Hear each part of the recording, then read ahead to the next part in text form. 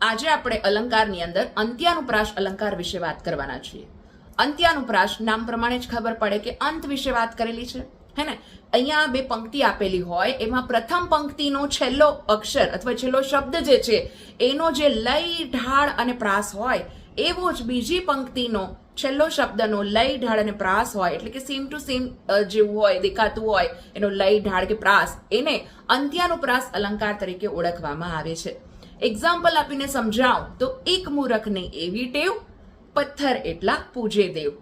અથવા તો, ઓ હિન્દ દેવ ભૂમિ સંતાન સૌ તમારા, કરીએ મળીને વંદન સ્વીકારજો અમારા. તો તમારા, અમારા, આવું મંદિર તારું વિશ્વ રૂપાળું લઈ લો, હે ને. તો બધા જ ના જે છે લાસ્ટના શબ્દ જે છે પંક્તિના છેલ્લા શબ્દ એ કેવા આવતા હોય, એનો લય, ઢાળ અને પ્રાસ જે છે એ સમાન હોય.